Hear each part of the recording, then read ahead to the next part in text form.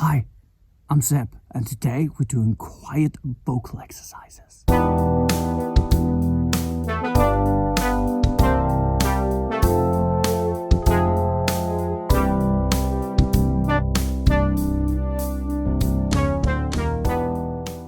I often find myself in places where I want to practice singing, but for whatever reason I can't get loud. And I don't think I'm the only one with this problem. There can be many reasons as to why we can't use loud vocal exercises in whatever parts of our lives. It can be you're living in an apartment with other people, or you're just shy and don't want people to hear you practice. But for whatever reason, here are 5 different exercises you can do. Number 4 is my favorite. Exercise 1, ear training.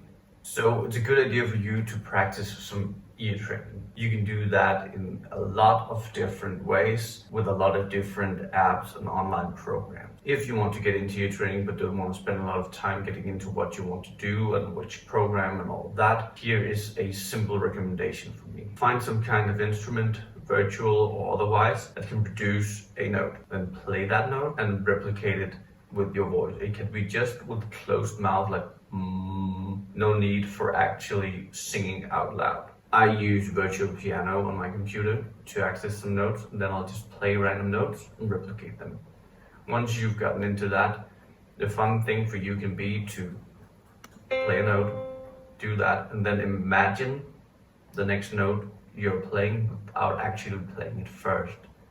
That way you improve your perception of which notes come in succession of each other and how you can produce different kinds of intervals between notes without actually hearing them first. That's my recommendation and exercise number 1. Exercise 2, blow on paper. In this exercise, I want you to take a paper of around 5 by 5 centimeters, and then I want you to place it on a wall, and I want you to blow on it and make it stay on the wall without touching it. Now, why would you do this?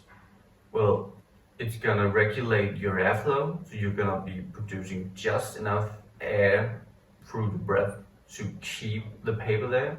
But if you are using too much air, if you're overblowing, you'll run out of air very quickly and then you'll drop the paper too fast.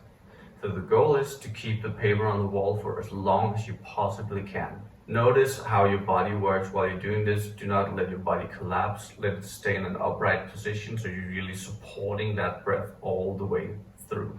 Now, some people are very good at the actual airflow, but when it comes to setting a singing note onto that airflow, they struggle. So if you're really good at doing this blowing exercise and keeping that paper for a long time, but you feel like you're running out of air while you're singing, you can try to breathe with a little set sound. You can't really keep the paper on the wall with that, but that'll help you translate from just blowing air to actually producing sound with the air. So doing like a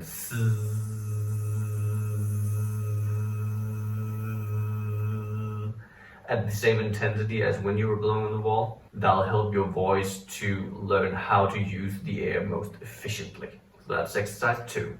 Exercise 3, relax your body and jaw. So many of the problems that happen when we sing is actually due to tensions in our bodies and in our throats and in our heads that blocks the flow of air, blocks the movement of the actual muscles that need to produce sound, where tensions get in the way.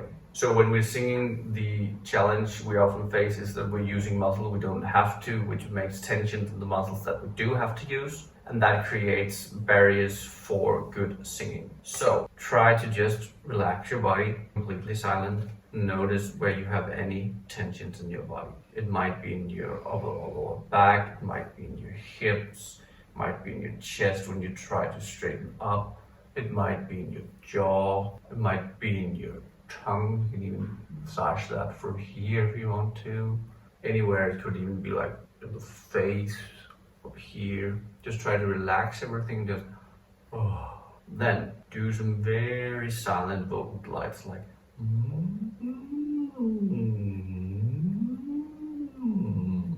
They're not too loud, and you don't have to do them for a long time. Just notice when you're going through your range on the glides, if there's any tensions popping up in different parts of your body, in your throat, in your jaw, and then try to be really conscious about relaxing those while you do that. That'll help you imprint that you need to relax in those parts of the body when you're singing, so that when you actually get to the singing, your body is tuned into being focused on what it actually needs to do, and not the excess tension that's not needed. If you're really struggling with the tensions in your body, you could also do a little stretching exercise or light strength building with your body weight, just to get your body to relax and to be flexible, so that you don't bring up excess tension because you're tight different places in your body. So some stretching is always a good idea for singers. And that was exercise 3. Exercise 4, singing with a straw. Now this one is going to be producing some sound, but it's not a lot and it's really beneficial.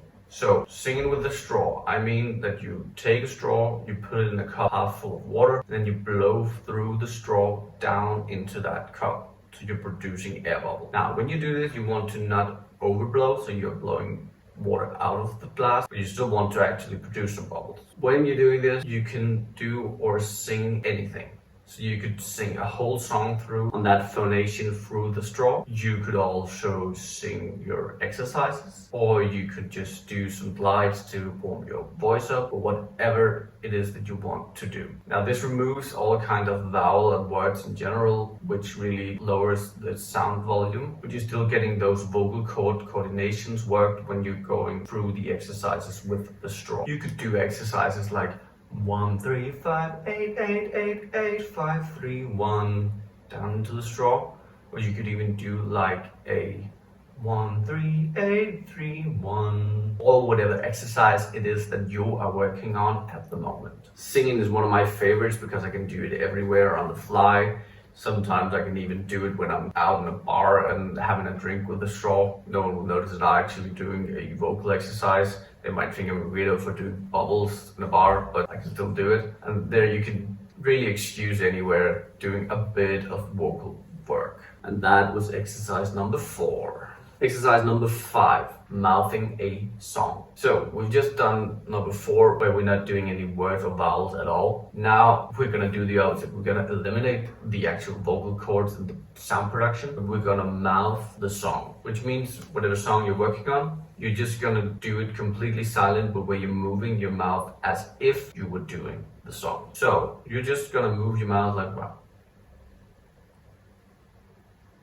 Like if you're singing. Notice any tensions in your body or in your throat coming up when you're doing these. You might have some subconsciously layered, so you're already doing excess tensions for different parts of the song. That's the way to identify those problems and then eliminating them, because you don't have to do tensions when you're not actually singing. So you're relearning your body to do that song. It's also a good way for memorizing the song and memorizing the lyrics, because you are in your mind going through the songs, going through the words, and therefore it'll be easier to remember later on. What you should pay attention to, besides the tensions and remembering the song, you should pay attention to whether or not your mouth is going like over wide all the time, or over narrow all the time. Because when you're going over wide, you're more likely to do that scream. And if you're doing you're probably prone to flipping at some point, because your body can't really support that note you're going through. It's just too narrow. So pay attention to that, even though you're not really singing, because then you'll be aware when you get to your singing, when you get to a place where you can actually produce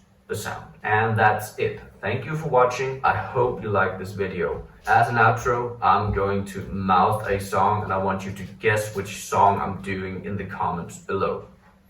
See ya.